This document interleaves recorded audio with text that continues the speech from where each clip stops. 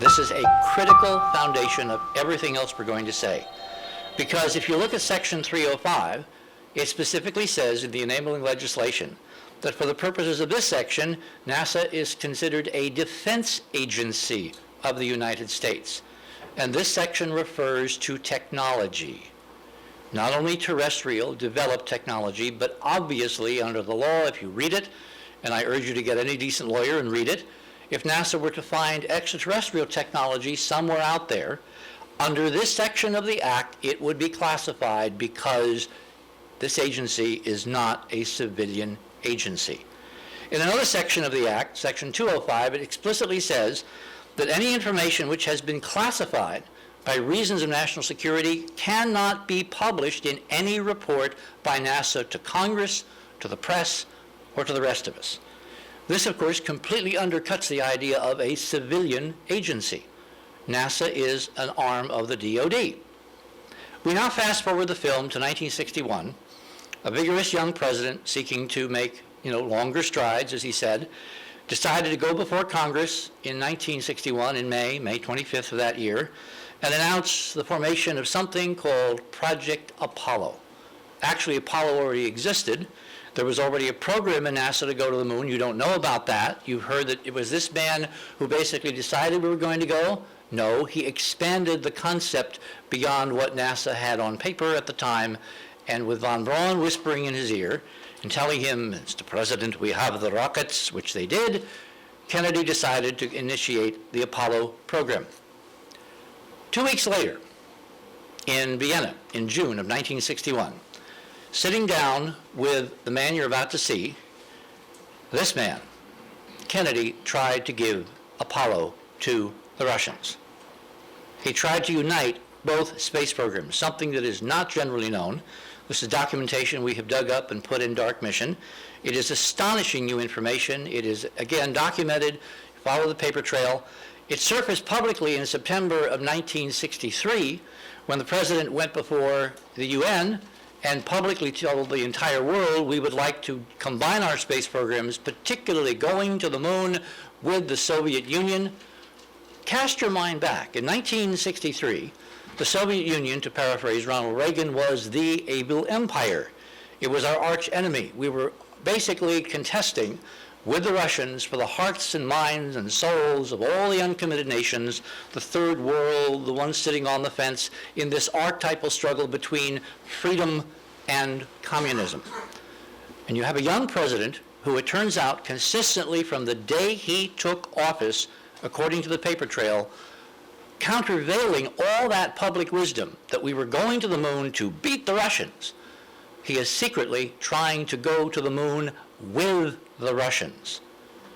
And what is really astonishing is that in 1963, on November 11th, Premier Khrushchev agreed, according to his son and the recollections of his own memoirs and all that.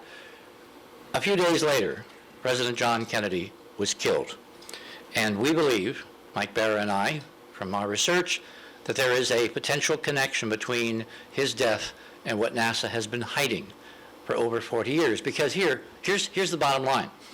If we were not racing the Russians to the moon to beat the communist system, if that was the charade, if that was one of the major lies, why were we going? Why were we spending $20 billion in 1969 of taxpayer money to go to a place where it only had rocks and craters and radiation? What is there? What is so important? Why did Kennedy want to combine these programs, ramping up his efforts after the Cuban Missile Crisis, finally getting the premier to agree, and then was killed? Oh, and after Kennedy was killed, a specific provision was put into law by Albert Thomas, who was head of the House committee that oversaw NASA and NASA funding, specifically forbidding any communication or cooperation with the Soviet space program unless authorized by Congress.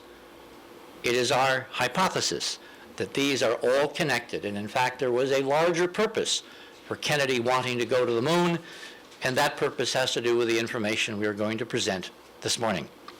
Now, back during Apollo, I was at this organization, CBS News, working with this man, the most trusted newsman in America. I'm extremely privileged. I look back on those years as incredibly important because it taught me about sources, it taught me about integrity, it taught me about the ability to get to the story regardless of the opposition. Remember, when Lyndon Johnson looked at Cronkite after he came back from Vietnam and Walter's report on the Vietnam War, he said, "We have lost the country," because of Walter's opinion. I would so desperately hope that Walter, before he dies, gets to appreciate what it is that both of us and all the rest of the team at CBS News covered in the form of lies, which in fact hides what NASA really found during the Apollo program.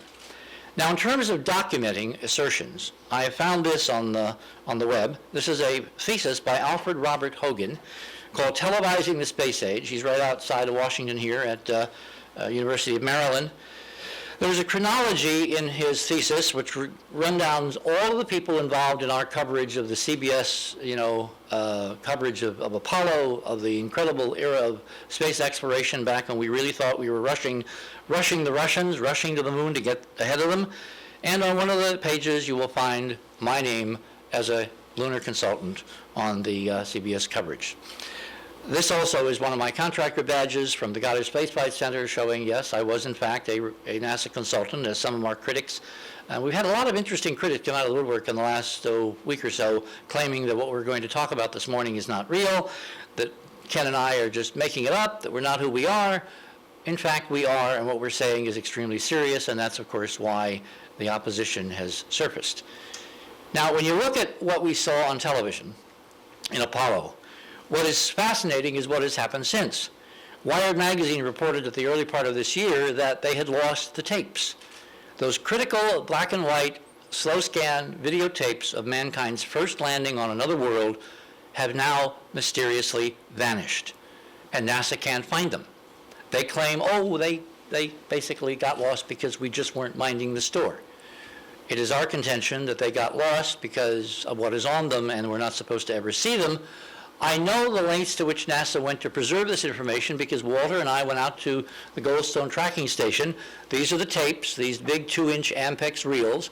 This is one of the monitors that we had photographed, and there are some photographs, some Polaroids that exist from that era showing what was broadcast, which is barely visible, versus what's on these original unbroadcast slow scan television tapes that NASA has somewhere in its possession. I'm kind of reminded of well, I must ask the question, is this just a screw-up or is it a cover-up? And it's my suspicion it is a cover-up.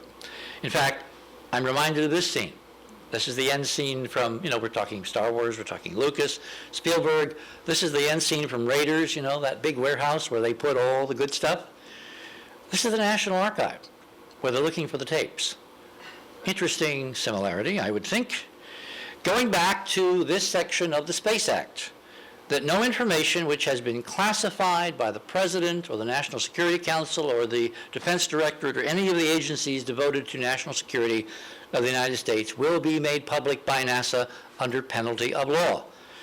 Now, you got to ask yourself, what is it that Apollo might have found which has occasioned this peculiar history of not telling us what Apollo actually found? That, again, is what we're going to try to touch on with some substance this morning.